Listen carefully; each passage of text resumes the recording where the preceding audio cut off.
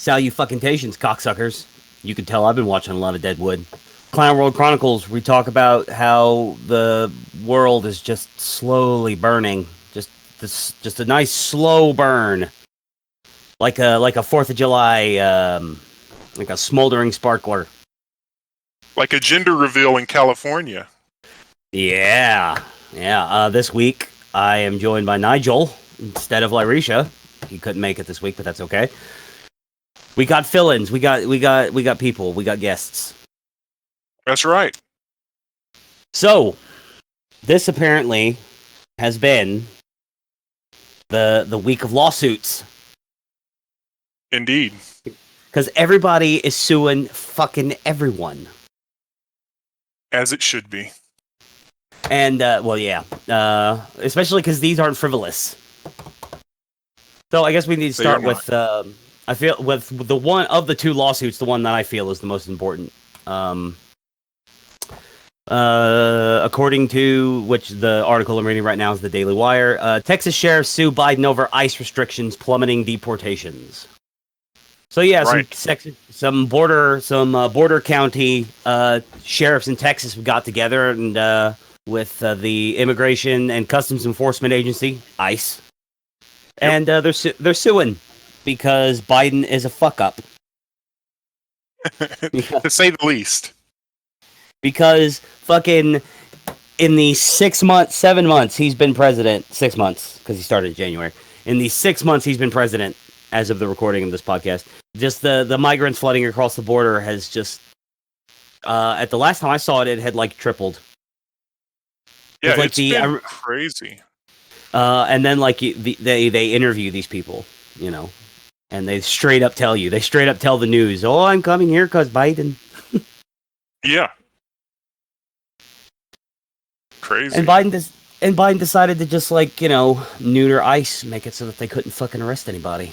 Or so that catch and release. You catch them, and then you give them a court date, and then you let them go to just run free through the fucking country, just to frolic through the desert.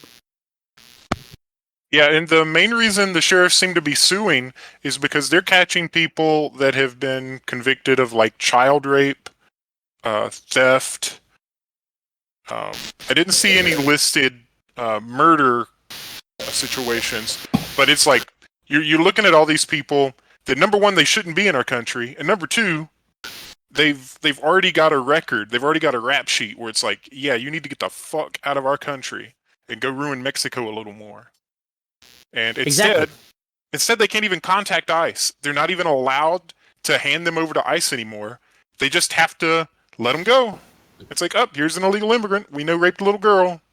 Go out into the free world and rape more childrens. And like this is exactly what Trump was saying, uneloquently, admittedly, you know, in such a way that it was easy to be clipped and taken out of context. But I mean, these really aren't the best and brightest that Mexico has to offer that's sneaking across the border. I bet most of these dudes with rap sheets are cartel members. Absolutely they are. Especially the ones with the kid rape stuff, like especially the Mexi Epsteins that we got running across the border. Apparently, yeah. Looking at this case, this one, assuming it isn't thrown out for nonsense reasons, which it may be, it has a good chance to stand up and say, hey, the orders he's handed down actually break 3 federal laws, and therefore we need to start ignoring what you say, and ICE needs to be given the power back that they already have, and we need to move forward from there.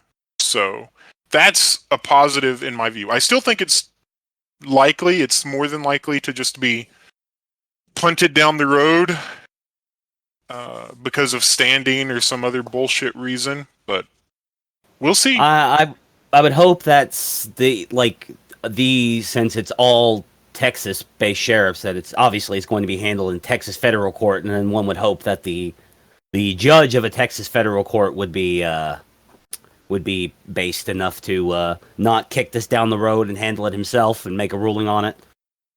I hope so too, but we've been bamboozled before. Here we go. Again, according to this Daily Wire article, written by, who am I going to give credit to? Tim Pierce. Never heard of him. He's never on any of the YouTube shows. Under new Biden administration rules curtailing immigration enforcement, ICE carried out fewer than 3,000 deportations last month, the lowest level on record. That was the end of that sentence. The agency's 6,000 officers currently average one arrest every 2 months. This is since January 7th, apparently. ICE under President Biden is an agency on probation. The new administration has rejected calls from some Democrats to eliminate the agency entirely, but Biden has placed ICE deportation officers on a leash so tight that some say their work is being functionally abolished. Yep. Where's the lie? There's not a lie. There's not a lie. It's not even a decade ago. Not even a decade ago. Leftists and Democrats were saying that open borders was a Koch brothers scheme. Specifically, that was Bernie Sanders. That was Bernie Sanders' quote. But right. That open borders was a fucking stupid ANCAP idea that only retarded hard right minarchist libertarians and, like I said, fucking ANCAPs and shit believed in open borders. It's not even a decade ago, and now. Right. And then let's look at the primaries going into the election, where even Bernie Sanders put his hand up when he was like, "Yes, I want open borders." He's a snake. He is a grifter to the nth degree. It really is a grift. Like, it's not like he's not like a person who truly believes what he's saying. He is a fucking arch capitalist. He has leveraged his position. He's just been smart enough to not take lobbyist money because that's his bread and butter. Instead, he was happy to live as a 100,000-aire for most of his life, because compared to, couch hopping for the first 40 years of his life and never owning a home or having a job in the private sector, making a couple $100,000 a year as a senator between your Senate salary and then doing speaking and stuff like that. Sure, that's a comfortable living for a guy who lived relatively cheap, and then of course his book was exactly, and of course his book was going to make him a millionaire. Yep. So it was he was smart enough to at least keep the grift going, but then, like I said, there's all these little things he does. The way he sells out constantly for clout. Specifically, obviously, in 2016, he spends the entire 2015 primary talking about how Hillary is a liar and a problem, and then he turns around and endorses her after he got dropped out of the race. Right. And then he was, and people still love this guy. They adore him. I'm personal friends with someone that helped campaign for him in the Northeast, and this guy is he has blue hair like you would expect, and just he goes all out on the climate change and all the other grifts, and he's working his way up. I think he was on TV not too long ago. But it's wild where you look at these people, and he 100% believes everything Bernie is saying. I've had a number of discussions with him, and it's crazy to me because I can just point at all the things look, he's demonstrably a grifter. Everything they're doing is a grift. And getting back to the immigration problem is the biggest grift of them all is the fact that these huge corporations want this flood of illegal immigrants so that way they can drive wages down and merge the middle class and the lower class together. Yeah, so, I mean, in the industrial farming, all kinds of industrial farming, including meat processing, and then right. That's all done with illegals. The fucking depending upon where you go, a lot of contracting jobs in general are done by illegals. Yep. It's American companies get these contracts, but then they go to Home Depot and scoop up all the illegal Mexicans for the day labor. Absolutely. And it's way cheaper that way. It is, and what I really hate is this idea is like you hear this get repeated ad nauseum. This whole the only reason why jobs are that the only reason why they have to hire Mexicans is because white men won't do the jobs. Just like yes, they will. Yes, they will. It's They the problem absolutely is they can't pay them that little. Right. Like legally, they can't. And Right. the Exactly. cheaper alternative are the illegal Mexicans. Right, exactly. And all you got to do, you do have to spend a little extra because you got to grease some palms when people come in to check your paperwork. But other Yeah. than that, grease some palms, super underpay the illegal labor, and then you go on about your day, make more profits. Is what it is. Yeah, it's like I know it's probably because I'm from a rural area, so well, I mean, you know, you fucking lived around here too, so you know what I'm talking about. That it's I like do. any job that they say only illegals do, and that's why that's like illegals are only taking jobs white people won't do. I've never seen a job an illegal does that a white person, or I say white like only, but you know what I mean, like a legal immigrant wouldn't. American. Like Yeah, you like don't an even need actual to be a white citizen. person, just an American, a legal migrant from Mexico will do that job. Yeah, I'm falling into their trap. Their whole yeah, Yeah. their whole identity trap. I admittedly just get, you know, because that's what they mean whenever they say that. Oh yeah, they are so good at the linguistic gymnastics that it takes a long time to maneuver yourself to where you use language for yourself at the same rate that they do when you try to counter everything that they're saying. Takes Yeah, time. so it's like when I try to say illegal versus American, it comes out illegal versus white person because now you know this get clipped out of fucking. I hope somebody clips me that hardcore out of context and it goes super viral. There's no such thing as bad publicity. That's true. It's true. Clip me out of context. And as a matter of fact, make sure somebody clips this out and sends it to Sam Cedar. He's a fucking coward and he keeps ducking me. He needs to stop ducking me. I've been trying to get him to fucking debate me forever, and he still won't do it. I know. He's I'm a coming fucking for you, coward. Sam Cedar. That's right. And when I come, I'm just gonna blow it all over your face. That's right. Straight bukkake, baby. Straight bukkake. But yeah, Kinney County, Edwards County, McMullen County, and Hudspeth. Hudspeth. Hudspeth County. Mm-hmm. Along with an association of ICE officers. So yes, it is both the sheriffs and a bunch of, I guess, the Texas-based. ICE is involved in the lawsuit as well.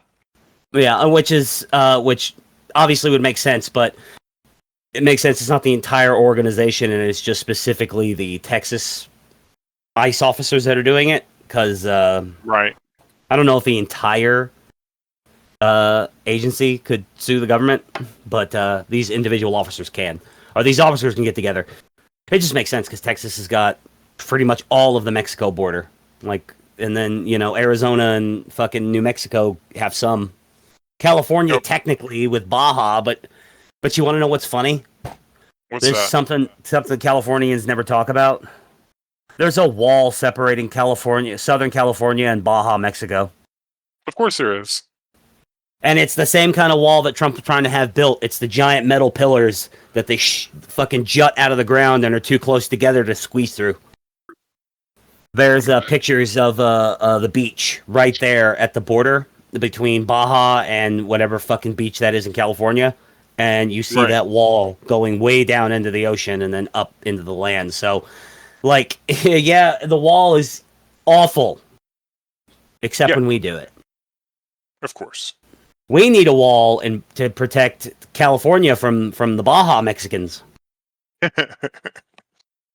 You damn right. I don't know. I've never been to Baja.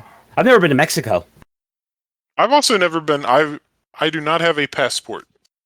So. You don't have to have a passport to go to Mexico, or you didn't. I'm pretty sure you do now. I mean, I don't. I mean, really... maybe now that NAFTA's gone, but one of the stipulations of NAFTA was that our three countries could travel across each other's borders without passports. Like we still had to check in at the borders. But then after 9/11 or Canada started requiring. Yeah, Yep, well, they do. Canada started requiring people to show passports to get. I'm pretty sure it was after 9/11. Canada started requiring Into passports. And then, America. say what? To get back into America, you need to show a passport, which is the funniest part. That You is can hilarious. you can get into Canada without a passport. I know because a buddy of mine did that, not knowing because he had been there a number of times. Had to go through a bunch of stuff to get back into America. It was pretty funny. But yeah, and then Mexico just doesn't give a shit. That makes What's sense. your business? What's your business here? I'm going to see a donkey show. Okay, here you go. Get Here on, you go. get on through the border, man. And then you come back through. You did not see a donkey show, and your entire backseat is just full of cardboard boxes. That's right. What's in the boxes, man? Souvenirs. Okay, go on. Yep. You know, like American Border Patrol and then like the border guards in Mexico are always depicted as being like real hard asses, but clearly they're not. Oh yeah, that's absolutely true. Because China Clearly, China pushes the fentanyl into Mexico, and that's how the fentanyl gets into America. It's Goddamn China's Chinese. dumping the fentanyl into fucking Mexico, and they're like, "Yeah, we know it'll, migrate into the Americas." kill a bunch Crazy. of people. Hell yeah. And it's you know, we've talked about this before. We just need to fucking tear the border down and just annex the whole fucking place. I mean, I agree. Both Seriously. Canada and Mexico. The Canadians can do their own thing. No, they can't. They've got too many resources. Too many good resources. We can They go. belong to us. We can cross that bridge when we come to it. I mean, we need Mexico first. I'll agree with that. For sure. Yeah, Mexico is a much more pertinent target. We shouldn't have given up Panama. Because No, Panama we was shouldn't. ours for a long time, and now it's like, last I read, I could be wrong, it was China was kind of taking over that area and No, of starting course to they have. control it. Of course, Fuck. right. Bugging, and then we should have never gave up the Philippines. That's Absolutely not. something Larisha and I talk about a lot is how we never should have given up the Philippines, and that he's pretty confident that if it came to it, the Philippines would have voted to be a state. Yeah. Like, yeah, the fucking Puerto Ricans don't want to be a state, but the Filipinos would have been all like, yes, give us that statehood. Yeah. We want to be the 51st star. Although they don't redesign the flag every time a new state comes along. They wait and like I can't remember, like the flag has been redesigned in intervals. Right. But yeah, it would solve a lot of problems. And then like, yeah, there's a language barrier, but there's not like a cultural barrier because they like the same kind of sports. Like they fucking like football down there. They really like baseball down there.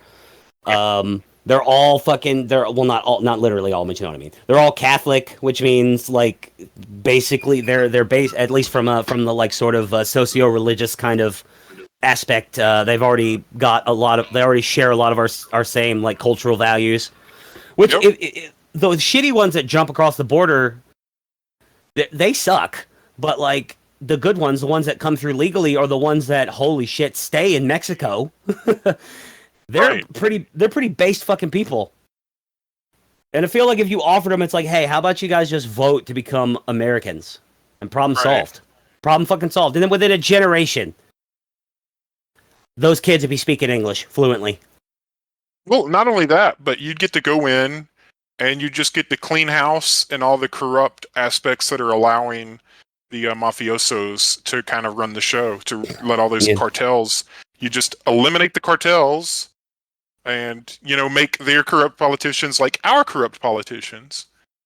So that way people can at least somewhat, I mean, I don't know about that anymore. Like, fuck, our corrupt politicians are turning pretty garbage now. But yeah, you would, and indeed, in a generation, like driving through Mexico would be like driving through any other state in America. Yeah, within 20 years, you Within 20 years. you'll still, like, obviously you still be a lot of native Spanish speakers. In fact, if we did this, or actually Hispanics, particularly Mexicans, would outnumber whites. They would become the majority. Yep. And I don't really care. Yeah, me either. Like I'm sure some people out there give a shit, and I don't really give a shit. Like demographic replacement doesn't really bother me. What bothers me is cultural replacement. Right. That's a huge problem. American culture is fine. I don't give a fuck where you come from or what you look like, as long as you're American. That's it. So, but no, it's like you said, it gives us the ability to handle a lot of things, like the cartels.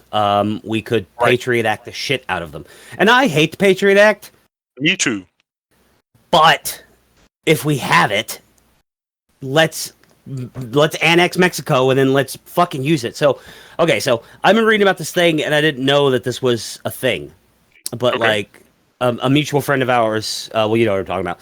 He and I have kind of had a discussion similar to this. I didn't know what to call it. So I've always known who Henry Kissinger is, but I didn't know that he kind of had his own like real politics, all one word. And basically, what it means is that you'll get to a point where you can't. Like, it sounds kind of like snaky, and it is. I mean, let's be real here. This is Kissinger. But the idea is that you have to make pragmatic moves whenever you're at that level of government, because, you know, he was really close to Nixon. He's been at the highest echelons of government for, you know, decades and decades. In many countries. Yeah. So this idea is that once you get to that level of power, you can't be principled anymore. Or you can, and you can do your best. But by and large, you're going to have to make decisions that go against your principles for the sake of, like, it's, like I said, it's called realpolitik. And, it's basically the whole thing. It's like, would I have voted if I had been in Congress? Would I have voted for the Patriot Act? No. Would I vote to redo the Patriot Act every year? Of course not. If I was president and I had the Patriot Act, would I use it? Abso-fucking-lutely, I would. Yeah, that's fair. That's like real. I butcher definitions. I'm really bad at it, but yeah, it's this concept of just basically political pragmatism. Like there's just if you have the authority to do it and you think it'll be a good outcome, you should probably just go ahead and do it. Yeah. And I mean, that opens itself up to a lot of bad potential outcomes. So, but yeah, and basically the whole disagreement that our friend and I have had is this, you know, he's extremely principled, and his and I respect this about him, and his whole thing is that everybody needs to be as principled as he is. And I agree with him, ultimately. The problem is that humans are incapable of doing that. Humans on a large scale. He's a very principled guy, and I am too. But like I said, I guess put me in that position, and I can think of a few things that an objectivist president would never do, and that if I were president and I did these things and I called myself an objectivist, the objectivists would hate me and they would disown me and they'd tell me I'm not allowed to be in the club anymore.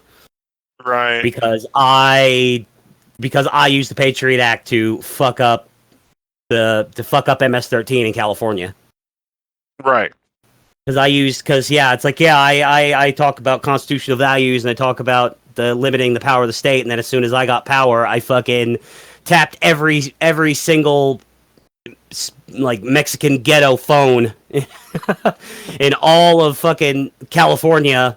Rooted out MS-13, root and stem, and just fucking, you know, it's like, yeah, I did. I sold out a little bit, but guess what? MS-13's not a problem anymore, are they? Right. If Rudy Giuliani could defeat the mafia, why can't President defeat MS-13? Maybe. I could never run for president, not only because I'm a convicted criminal, but because honestly, I would never want it. Right. I just not really. That's just that kind of power. I would take a cabinet position, but like I would never want to be president. I might even be vice president if I was one of those like milquetoast vice presidents that didn't do anything. Like, you're in charge of the space program, and that's it. Sounds good, boss.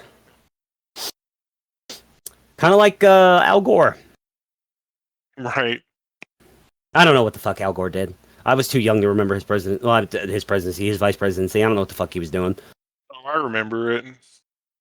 The big thing is his wife was huge on pushing video game ratings. Tipper. Yep, Tipper. And obviously after he lost to W, he went on the whole climate change. Yo, thing. yeah, okay, yeah. That whole shit show. All of An Uncomfortable Truth, and every single projection that movie made turned out to be wrong. Right, every single one of them. And the funniest part is, at one of his mansions, they were going to put windmills in the area, and because he preferred the view to not have windmills, he went and talked to the local government and made sure not to have any windmills built in the area where he would be able to see them. Of course he did. Just to let you know how much he's grifting and how much he didn't mean a fucking word he said. Somebody once calculated the amount of energy that that Leonardo DiCaprio uses in a year between all of his houses and all the flights that he takes. And I can't remember the exact number, but it's fucking ridiculous compared to 100 people, right? It's some ridiculous. Yeah, it's the point is he's a hypocrite. He pisses and moans on and on about climate change this, climate change that, but then he doesn't fucking do anything about it. He just talks, Yeah. and I guess he thinks that him talking is enough because he's Leonardo DiCaprio. That's right. He's like, hey, I'm going to keep living like this because I'm ultra wealthy now, but I don't want there to be a middle class anymore because they consume too much energy. So we need a pure lower class, and then I get to be in the elite, ultra wealthy class. But no more middle class because they use too much energy. We need to save the earth, so I can keep going on. We need to save the earth so that I can keep my beachfront property. Exactly. So apparently Kamala finally visited the border. It only took Trump. The border? Yeah, she actually went. This was a couple weeks ago that she finally went. Oh, she didn't actually go to the border though. She showed up at the airport. She didn't actually travel down to the border, from what I remember. She went to an area that was close to the border, showed up at an airport, gave a press conference. Talked about. I'll pull it up real quick. She visited El Paso. Again, the Daily Wire. To date, her response to the border crisis has been absolutely abysmal. So I am requesting that she be replaced as your border czar. Brnovich wrote in a letter. I don't know who Brnovich is. Oh, okay. Arizona Attorney General Mark Brnovich called on Biden to fire Harris as the administration's border czar in May. We are not nearly 50 days into her appointment, and Vice President Harris has shown little interest in observing what is happening along the border and has failed to articulate any plan to deal with the devastating effects of this crisis. Arizona Attorney General. She did go to the border. She met a detained refugee children at one of the customs and border protection facilities. So I thought I had read something somewhere that she didn't go to the part of the border that was actually being ravaged like Trump did. But yeah, and that's another thing. It took Trump saying, I'll go to visit the border and talk to everybody. Oh, well, I'm down. I'm going. Exactly. Because before that, she'd just cackle like an evil bitch when asked about the border. And again, of course, she visits El Paso, which is already the safest part of the Mexico border. And you want to know why? Because they built a fucking wall. Exactly. I mean, my uncle was working in El Paso at the time while the wall was being built, and he said as the wall was being built, in the area, you were already seeing the illegals weren't coming. They just weren't coming as often, and then I can't remember when El Paso finished their wall, but again, this was the model for the Trump wall. Because they did the giant pillar thingy. And I remember Beto O'Rourke during his presidential campaign went down there to campaign in front of the wall talking about we're going to tear this fucking thing down. He didn't say fucking, but you know what I mean. So El Paso, and then illegal crossings in El Paso after they put this wall up dropped by 82%. Of course they did. But walls again, she went to the safest part of the wall where Trump went to the more ravaged area. And so it's night and day. Trump is just weaker at this. Yeah, and what I was getting at was the argument that walls don't work. Right, walls always work. When have walls not worked? Well, they throw like Israel's walls. You know, it fucking like I'm preaching to the choir here, but it's just like Israel's walls.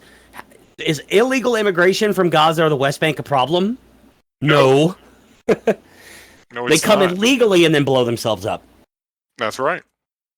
It's true. But no, it's not, because they fucking got high walls everywhere. And and then of course, you know, they're really, really hardcore about it. But like, and then one thing is one example of like about a wall that failed was that the Great Wall of China didn't stop the Mongols. And I'm like, you got to look at it in context. Did it stop an entire united Mongol horde? No, it didn't. United with the goal of getting over the wall and conquering China, or fucking up the Chinese. No, it did not stop them. However, that wall stood for like 500 years before that happened, or 1,000 years before that happened. I have to look at the exact like time range of it. Yeah. And the reason why it was built was to stop Mongols, but not the Mongol horde, not Genghis Khan, the immortal, apparently. There wasn't a horde. The Mongols were not one unified horde. They were a bunch of tribes, a bunch of small tribes who would cross into China and fucking raid. So they built this fucking wall, and it kept the Mongols out for, like I said, centuries. And then finally, I can't remember which Khan it was, but like I don't think it was Genghis. It might have been Genghis. It doesn't matter. But then finally, they hoarded the horde. You know, the Mongol horde. They all got together, united, and then they were able to get over the wall. And okay, yes, if the entire Mexican army got together and decided they wanted to invade Texas, they could very easily circumvent our wall. They would get into Texas, and then they would all die. Exactly. But the point is that the purpose of the wall is not to stop every single Mexican. It's to stop the ones who would try to sneak in, and it will. It was Genghis Khan. Genghis Khan was the only one to ever breach the Great Wall of China. The only one. There you go. Thank you. I don't want to say Genghis every time I talk about the Mongols, but yes, I honestly thought it was Genghis, and I was correct. So yay, go me. I actually love how there's an over-exaggeration as far as him fathering children, because I was looking into it, and he only had 40 sons, but one of his sons, one of those 40, actually fathered over 500 children, 500 sons. And so that's where the Genghis Khan taking over. It was actually more to do with... So it was actually his son that... Yeah, one of his sons was the propagator, which is kind of funny to me. I wonder how many daughters he left in his wake. Because I mean, I'm sure you're correct. He only had 40. Sons. He only had 40. I'm sure Genghis only had 40 sons, but I'm sure he left tons of daughters in his wake. Yeah, they didn't even count that. They didn't count daughters. That wasn't, of course, not a countable asset, really. So yeah, between him and then all of his sons, so yeah, it's there's tons of Genghis blood just floating around out there. Oh yeah. It's funny, I've been playing Ghost of Tsushima again. Well, I've been playing the online multiplayer part, the Legends mode. Okay. But in that game, spoiler alert, for those of you out there listening who haven't played this game yet, even though it's a year old, the main villain, because this takes place during the Mongol invasion of Japan, it's a highly fictionalized version of the Mongols' first landing at Tsushima Island, but you fight the main villain is supposedly the cousin of Genghis Khan. Okay. So yeah, Kotal, I believe is his name. Or I think Kotal was an actual Khan. I can't remember his name. I haven't played the game in a while because I've been playing the Legends mode. It's fun.